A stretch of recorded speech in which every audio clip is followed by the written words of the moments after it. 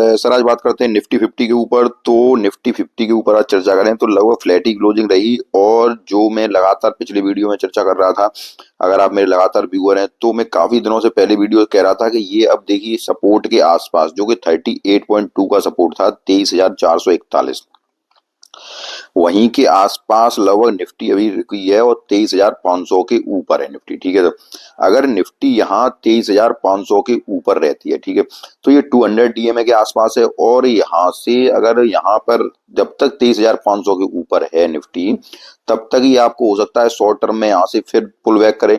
लेकिन निफ्टी की जो मूवमेंट दिख रहा है वो 23,000 अगर 500 को नीचे ब्रेक करती है तो फिर आपको ये यहाँ दिखाई देगी, जो कि ट्रेंड लाइन आपको दिख रही है, ये देखिए 23,299 के आसपास सपोर्ट करती हुई दिखाई देगी, या 23,200 के आसपास सपोर्ट करती हुई दिखाई देगी।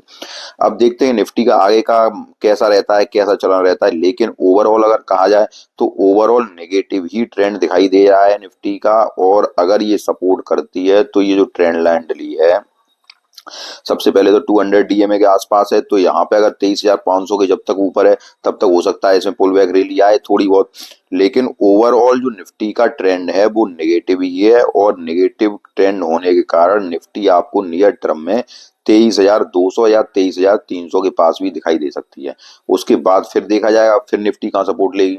अगर यहाँ ट्रेंड लाइन पे निफ्टी सपोर्ट लेती है, जो ही ये ट्रेंड लाइन आपको दिख रही होगी, अगर यहाँ 23,200 या 168 यहाँ पे सपोर्ट लेके फिर अगर ऊपर निकलती है, जिस प्रकार की ये ट्रेंड लाइन बनी दिख रही है, आपको थोड़ा सा दिखाता हूं मैं। अब ये देखिए, अब ये जो ट्रेंड लाइन थी, अगर यहाँ पे निफ्टी सपोर्ट लेती है इस वाली ट्रेंड लाइन, और जो लगभग 23,100 के या 23,000 जो लगभग बन रही है रेंज, 23,000 कितनी सर बन रही है अभी देखता हूं मैं। रेंज लगभग वही बनेगी 23,220 या 230 के आसपास। अगर यहाँ पे निफ्टी ऐसे चलती है, जो कि यहाँ भी ट्रेंड लाइन डली हुई है, तो यहाँ से अगर फिर बैक करती है तो फिर निफ्टी यहाँ से घूम सकती है। ठीक है, तो ट्रेंड लाइन सपोर्ट पे ही रहेगी। लेकिन अब ये बात आपको याद रखनी है कि सितंबर से लेकर लगभग अक्टूबर, पूरा अक्टूबर हो गया, और लगभग लगभग 27 या 28 सितंबर से पूरा अक्टूबर आ गया और नवंबर आ गया। ठीक है, लगातार एफआईआई की सेलिंग लगातार जारी है, लगातार एफआईआई की सेलिंग जारी है। अब तक लगभग 1.2 लाख करोड़ लगभग यहाँ से निकल चुका है। अब एफआईआई की सेलिंग जो लगातार जारी है वो रुकने का नाम नहीं ले रही है। ठीक है सर, तो हम किस उस पे कह सकते हैं कि यहाँ से निफ्टी रिवर्स होगी। अब देखते हैं, अगर कुछ चेंज सरकार की तरफ से ही कुछ पॉलिसी में होता है तब कुछ पता चलता है क्या है। अब निफ्टी में ओवरऑल अगर ट्रेंड की बात करें तो अभी तो ओवरऑल ट्रेंड नेगेटिव ही बना हुआ है। ठीक है सर, अब आगे चर्चा करते हैं। अब हम आगे बात करते हैं तो मदरसन सुमी इंटरनेशनल लिमिटेड के ऊपर बात करते हैं। तो मदरसन की अगर बात की जाए तो मदरसन के स्टॉक अगर देखा जाए तो हाल ही फिलहाल इसका रिजल्ट जारी हुआ। अब ये कंपनी करती क्या है, कंपनी जो है वो कंपनी काम करती है ऑटोमेटिव ओरिजिनल इक्विपमेंट मैन्युफैक्चर, मतलब ऑटोमेटिव इक्विपमेंट बनाती है कंपनी, जिसमें कि आपको ये गाड़ियों के कंपोनेंट बनाती है, जिसमें मेन रूप से मिरर भी बनाती है। उसके बाद ये गाड़ियों के लगभग जैसे डैशबोर्ड वगैरह हैं सो, या गाड़ियों के जो भी पार्ट होते हैं ये लगभग सब बनाती है। डैशबोर्ड हुए, मिरर हुए, ये सारा कुछ बनाती है। और एक लार्जेस्ट कंपनी है, मार्केट कैप कर दिया देखा जाए, मतलब एक लार्ज कैप कंपनी में आ जाएगी ये। मार्केट कैप इसका लगभग 1,16,335 करोड़ का है। अब इस कंपनी का थोड़ा रिजल्ट जो जारी हुआ, रिजल्ट देखते हैं। रिजल्ट से पहले थोड़ी थोड़ी मोटी मोटी बातें बताते हैं इसमें कि स्टॉक का जो पीई रेशियो है वो 30 का है। उसके बाद बुक वैल्यू 46.4 रुपए की है इसकी। अब यहाँ से अगर देखें तो आरओसी आरओई है वो 13.7 के हैं और 11.8% के हैं। एक बात ध्यान रखिए कि ये लार्ज कैप स्टॉक है, तो ये बात ध्यान रखिए कि large cap stock slow movement दिखाता है। ठीक है सर, स्लो मूवमेंट दिखाएगा। जो अब पैसे सेफ रहते हैं इसमें, ये एक बात है कि पैसे सेफ रहेंगे लेकिन मूवमेंट आपको स्लो दिखाएगा। पीजी रेशियो का देखा जाए 2.51 का है, तो यहाँ से पीजी रेशियो ठीक है, क्योंकि एक से कम है पीजी रेशियो तो क्या होता है कंपनी आपको अंडर वैल्यू मिलती है। लेकिन ये एक से ऊपर है लेकिन थोड़ा सा ही ज्यादा है, 2.51 है, कंपनी आपको सही रेट पे मिल रही है। कर्जा कंपनी के पास थोड़ा सा कर्जा है कंपनी का, प्लेज परसेंटेज भी है 2.42 की। प्रमोटर की होल्डिंग 58.1 की है। अब यहाँ पे अगर करंट रेशियो 1.13 का है। अब थोड़े से रिजल्ट पे अगर चर्चा की जाए तो रिजल्ट देखते हैं कि रिजल्ट किस प्रकार का आया है। उसके बाद हम देखते हैं कि स्टॉक को ऐड किया जाए तो कहाँ पे किया जाए। तो रिजल्ट देखते हैं, रिजल्ट किस प्रकार का आया है कंपनी। अब हमारे इसके रिजल्ट के ऊपर तो सेल्स कंपनी की देखिए पहले थी 28,868 करोड़ की, जो कि अब घट के ये 27,812 की हो गई है। ठीक है सर। अब यहाँ पे अगर देखी जाए तो एक्सपेंस, अब एक बात ध्यान रखिए कि जिस प्रकार से सेल्स घटी है उस प्रकार से एक्सपेंस भी घटा है उनका। ठीक है। तो यहाँ ऑपरेटिंग प्रॉफिट मार्जिन 10% था पहले, जो कि अब 9% रह गया है। उसके बाद प्रॉफिट अगर देखा जाए, नेट प्रॉफिट पहले 1,097 करोड़ का था, अब 949 करोड़ का रह गया है। तो इस बार के क्वार्टर के जो आंकड़े हैं वो उस प्रकार के नहीं आए जैसे कि एक्सपेक्टेशन थी। यहाँ पे क्या हुआ है कि 14 से नेट प्रॉफिट भी थोड़ा घट गया है। अब ईपीएस भी अगर देखा जाए तो ईपीएस भी घट गया है, पहले की अपेक्षा ईपीएस भी घट गया है। अब यहाँ पे अगर हम देखें, थोड़ा सा हम बैलेंस शीट पे अगर नजर डालें तो बैलेंस शीट देखिए, बैलेंस शीट में कंपनी के पास रिजर्व बढ़े हैं। पहले 25,477 करोड़ के रिजर्व थे, अब की बार कितने हुए हैं, 31,930 करोड़ के रिजर्व हुए हैं।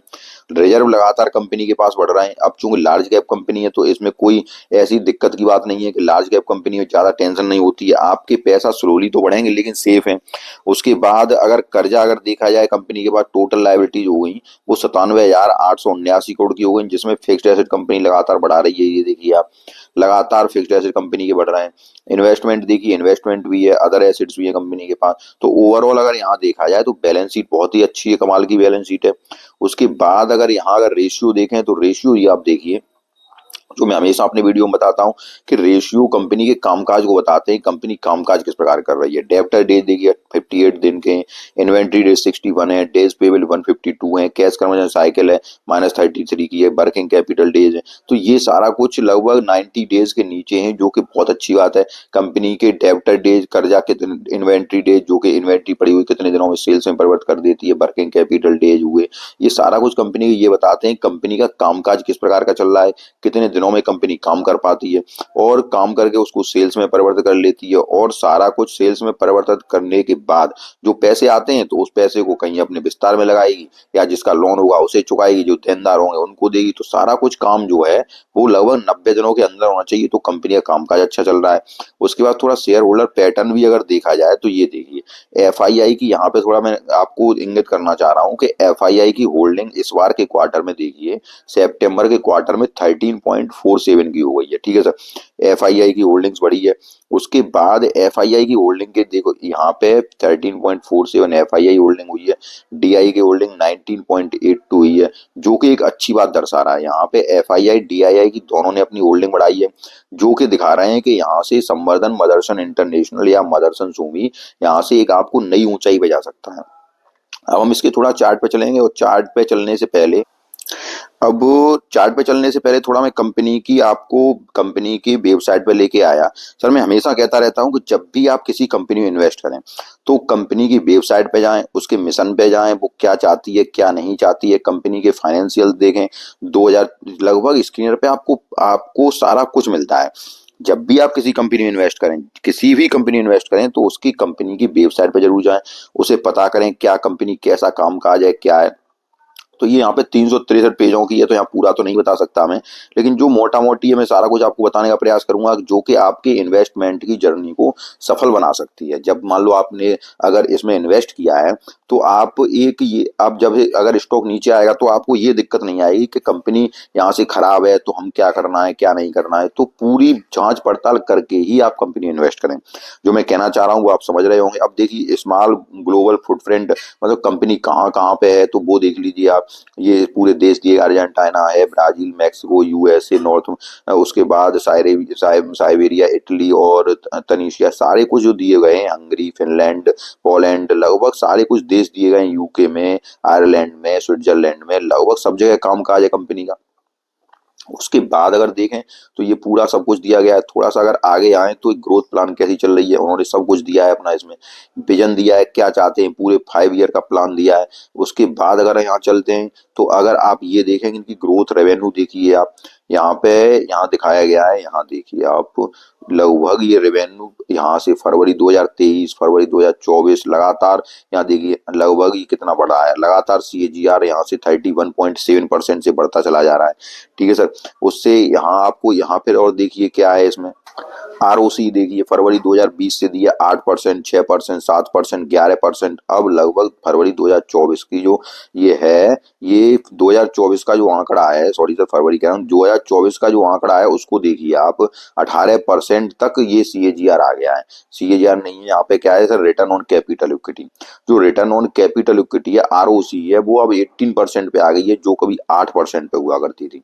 ठीक है सर, ये सारा कुछ बढ़ रहा है इनका। यहाँ से अगर आगे देखते हैं तो ये कर्जा कम हो रहा है। कर्जा क्या है यहाँ देखिए आप, कल तो नेट डेप्ट क्या है, उसके बाद लीज लेबिलिटी क्या है, तो सारा कुछ आपको बताया जाएगा, सब कुछ आपको बताया जाएगा। आपको फाइनेंस ईयर 2023 का देखिए, फाइनेंस ईयर 2024 का देखिए, फाइनेंस ईयर 2022 का देखिए, सारे कुछ आंकड़े यहाँ पे सब कुछ आपके लिए उपलब्ध होगा। उसके बाद यहाँ थोड़ा सा और दिखाने का प्रयास करूँ। अब यहाँ पर अगर मैं आपको इनके कस्टमर दिखाऊं तो ये देखिए आप, मर्सिडीज वैन जो ऑडी है, वोल्क्सवैगन है, मारुति सुजुकी है, बीएमडब्ल्यू है, पोर्शे है, उसके बाद हुंडई है, फोर्ड है, उसके बाद लगभग ये सारे मतलब बड़ी बड़ी कंपनी इसके क्लाइंट हैं। इनके लिए ऑटोमेटिक कंपोनेंट बनाती है। ठीक है सर, क्या है, बार्निंग हार्नेस है, उसके बाद विजन सिस्टम है, इसके बाद बम्पर्स वगैरह हैं, डोर पैंट्स हैं, उसके बाद ये देखिए इंजीनियरिंग के सामान है, उसका इंडस्ट्रियल पैनल्स हैं, अदर पॉलीमर प्रोडक्ट हैं। तो ये सारा कुछ कंपनी काम करती है, जो कि आपको सारा कुछ इसकी वेबसाइट पे मिल जाएगा। ठीक है सर, एक बार वेबसाइट को आप जरूर विजिट करें। जब आप इसमें अगर आप इन्वेस्टमेंट का प्लान बना रहे हैं, इसमें ही नहीं किसी भी कंपनी इन्वेस्टमेंट का प्लान बना रहे हैं, उसकी वेबसाइट पे जरूर विजिट करें और पता करें कंपनी क्या क्या करती है। अब हम इसके चार्ट पे चलते हैं, चार्ट क्या कह रहा है कंपनी का। अगर हम चार्ट पे आए तो कंपनी अभी डाउन ट्रेंड में है। ठीक है सर, कंपनी जो डाउन ट्रेंड में है, थोड़ा सा अगर मैं आपको पैटर्न दिखाने का प्रयास करूं तो ये देखिए आप, ये एम पैटर्न की तरह बनना है, ये यहाँ यहाँ और यहाँ इस तरह का। ठीक है सर, या इसको जब ये एम पैटर्न बनाया, अब यहाँ से ये नीचे की ओर डाउन ट्रेंड में चल रही है। थोड़ा सा बंडे कैंडल पे दिखाता हूँ कि बंडे कैंडल पे क्या है। ये देखिए आप, बंडे कैंडल पे आपको सब कुछ क्लियर हो जाएगा कि ये देखिए, ये यहाँ से ऊपर की ओर गई, फिर यहाँ पे आए, फिर यहाँ पे डब्लू पैटर्न की तरह बना, ये बना, उसके बाद फिर ये इस तरह नीचे आ गई। ठीक है सर, तो ये जो बनना है, अगर यहाँ दिखाने का प्रयास करूं तो आप ये देखिए जरा इसको, यहाँ से ये देखिए, यहाँ से ये लगातार नीचे आई, फिर थोड़ा सा कंसोलिडेट किया, फिर नीचे आए। ठीक है सर, तो ये जो बनना है, अब ये नीचे की ओर ही इशारा कर रहा है। अब ये कहाँ पे सपोर्ट लेगा वो मैं आपको बताता हूँ। अब ये अभी अपने सपोर्ट पे रही है। आज क्या दिन 3% की तेजी आई, तो ये जो सपोर्ट है इसका कितना, 159 का। अगर अब आपको ऐड करना है तो 159 पे ऐड करिए थोड़ी क्वांटिटी, क्योंकि सर मार्केट निफ्टी लगातार गिरावट में है और निफ्टी यहाँ से नेगेटिव ट्रेंड में दिखाई दे रही है, और निफ्टी में हो सकता है कि यहाँ से और ज्यादा गिरावट हो जाए, क्योंकि मुझे लग रहा है कि निफ्टी यहाँ से 23,000 के नीचे भी जाने की संभावना रखती है। अभी कितने पे, अभी चल रही लगभग 23,000 जो, तो यहाँ पे आप थोड़ी थोड़ी क्वांटिटी उठाइए, 159 पे कुछ क्वांटिटी उठाइए। 23,000 से 23,500 पे अभी चल रही है, लेकिन यहाँ पे थोड़े दिन हो सकता है आपको 200 डीएमए के आसपास है थोड़ी बहुत तेजी दिख जाए, लेकिन आपको ये नहीं करना है कि इसमें आप बल्क बाइंग करने लगे, ये आपको ध्यान रखना है। यहाँ पे क्या करना है, आपको 159 पे थोड़ी क्वांटिटी ऐड करनी है। अब यहाँ के बाद फिर अगर किसी भी गिरावट की स्थिति में आपको ये मुझे 135 के आसपास भी दिखता लग रहा है कि 135 के आसपास भी जा सकती है ये वाला शेयर 135 के आसपास भी जाने के लग रहा है, ये कि यहाँ तक भी आ सकता है। अब आप एक बात ध्यान रखें कि कैश एंड हैंड अपने हाथ में रखें, सारा का सारा कैश मार्केट में न लगाएं, ये बात आप याद रखें। अभी मार्केट में कैश होना बहुत जरूरी है। अगर आप इन्वेस्ट कर रहे हैं, थोड़ी थोड़ी क्वांटिटी से इन्वेस्ट करिए, 159 पे कुछ क्वांटिटी ऐड करिए, अगर थोड़ा और नीचे गिरे तो वहां पे ऐड करिए। बल्क बाइंग अवॉइड करनी है, कैश अपने हाथ में रखना है। निफ्टी का मूड यहाँ से पॉजिटिव अभी दिख नहीं रहा है, निफ्टी ओवरऑल नेगेटिव ट्रेंड में दिखाई दे रही है। और अब अगर यहाँ 23,500 के ऊपर जब तक निफ्टी रहती है तब तक तो ठीक है, लेकिन वहां से निफ्टी 23,500 के नीचे गिरते ही आपको निफ्टी 23,100 या 23,200 के आसपास दिखाई दे सकती है। तो मैं जो कहना चाह रहा हूँ आपकी बात समझ में आ रही होगी, कैश एंड हैंड अपने हाथ में रखें, किसी भी बल्क बाइंग करने की कोशिश न करें। किसी भी निफ्टी के जब ऊपर यहाँ से चल रही हो तो ये ना समझे कि रिवर्सल है, ओवरऑल ट्रेंड नेगेटिव है। उसके बाद हम अगला देखते हैं कि आज एफआईआई का क्या डाटा आता है। उसके बाद एक अगला वीडियो बनाएंगे। तो अब अगले वीडियो के लिए आप एनवीसीसी, हुडको और एस एनएचपीसी एसजेवी के बारे में वीडियो बना रहा हूँ। उस पर आप देख सकते हैं कि उनके चार्ट पैटर्न क्या है, कहाँ तक जा सकते हैं। ठीक है सर, ओवरऑल मैंने आपको सारा कुछ समझाने का प्रयास किया। अगर आप इन्वेस्ट करना चाहते हैं कौन कौन से आपके, एक तो 159 का है थोड़ा नीचे आने पर, लेकिन यहाँ 135 के नीचे, उससे नीचे कंपनी आपको मुझे जाती दिखाई नहीं देगी। 135 या जो 132 का जो सपोर्ट है इसका बहुत ही बेहतरीन सपोर्ट है। यहाँ से ज्यादा निफ्टी आपको ये स्टॉक आपको मदरसन सूमी का स्टॉक यहाँ से ज्यादा नीचे आपको जाता नहीं दिखेगा।